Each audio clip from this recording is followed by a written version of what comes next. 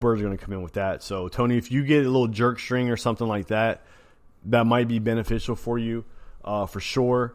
What it'll do is it'll just keep the water moving and show movement, and keep it moving. So, that's awesome. That's awesome for sure.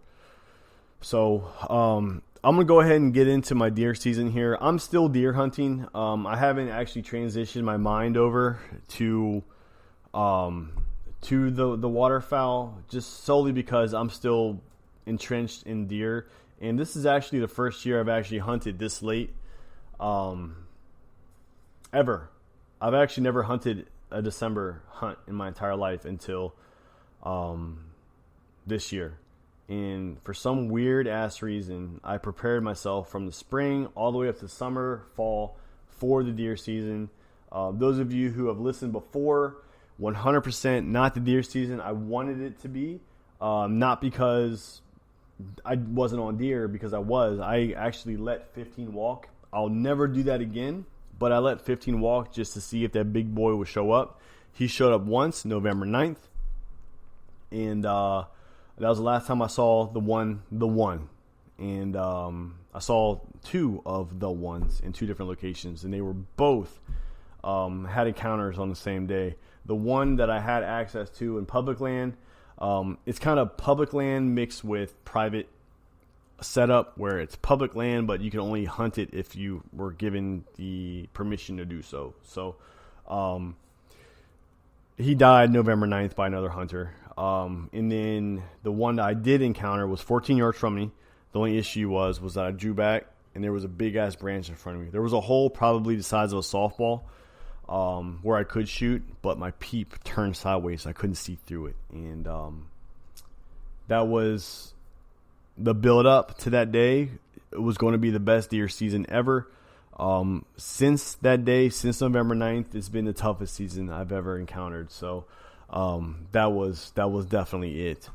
As far as Connor can speak on his piece, but he's progressively just gotten better every year, and he's a really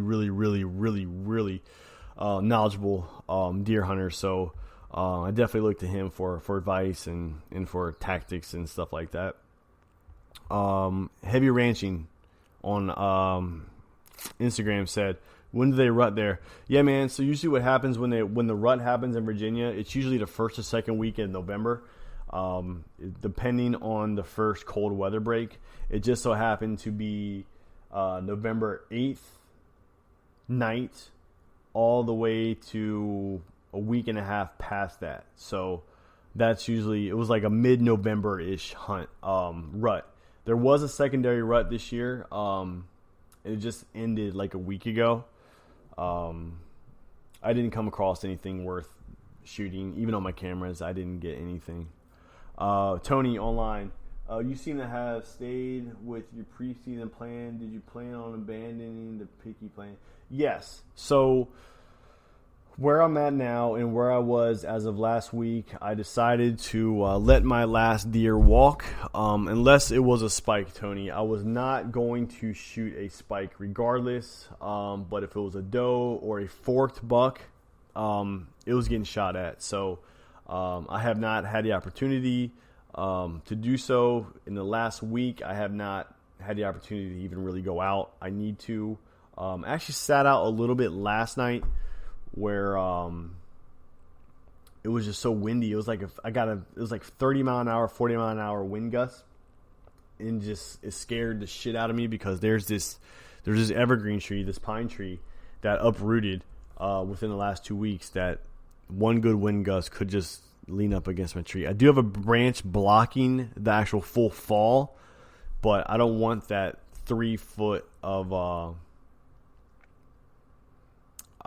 I don't want the branch, because the branches are going to knock my ass out. So I got down yesterday pretty early, and I went to the brewery to get some beer for last night, which ended up being a big mistake.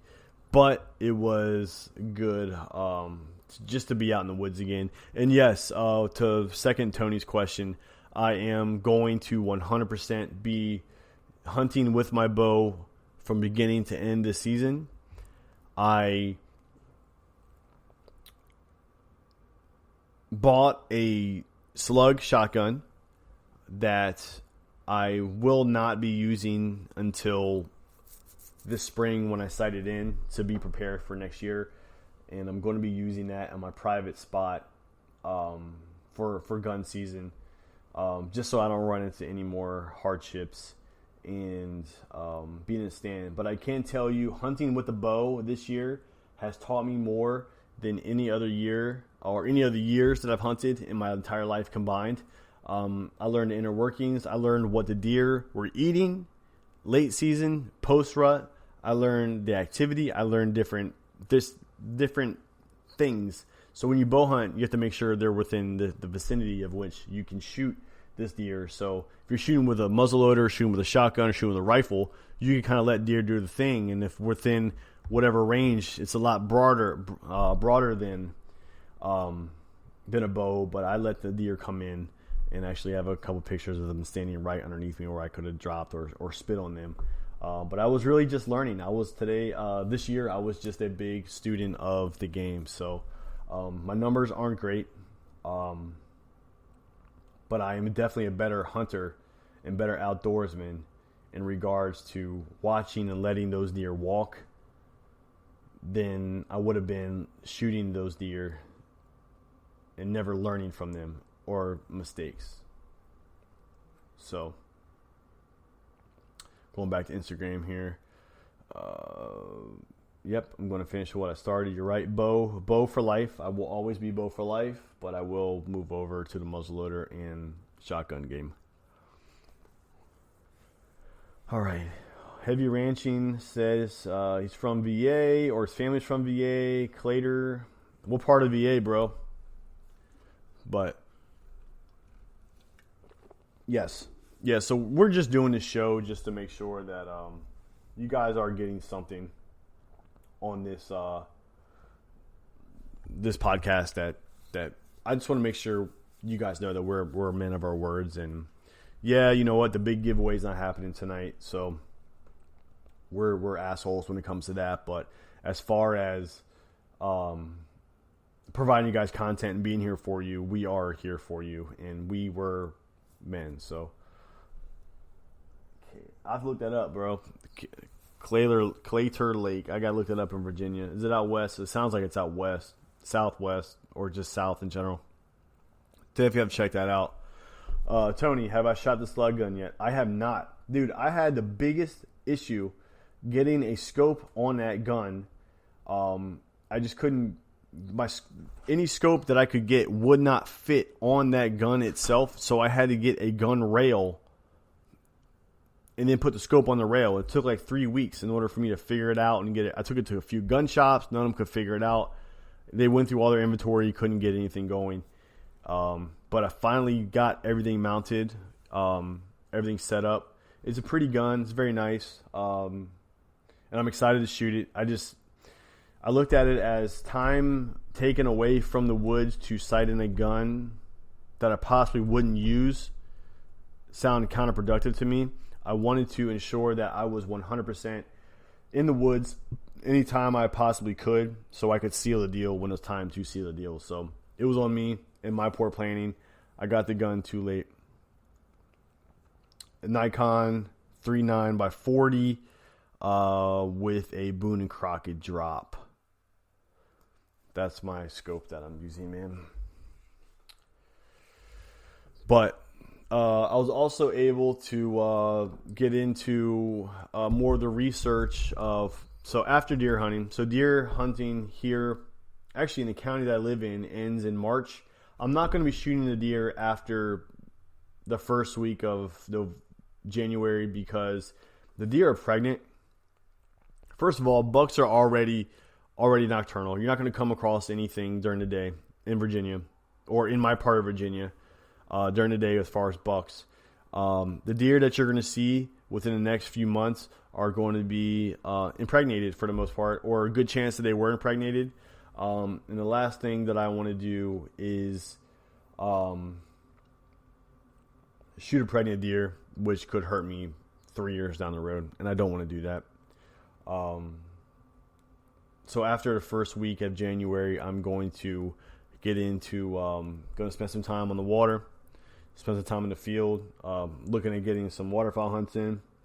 I'm also going to be getting heavily into the predator hunting this year, and I'm actually going to call this. I'm going to call it now. I'm going to go ahead and say it before it gets really, really, really big. So the past 2 years, I've seen this growth of this animal being hunted.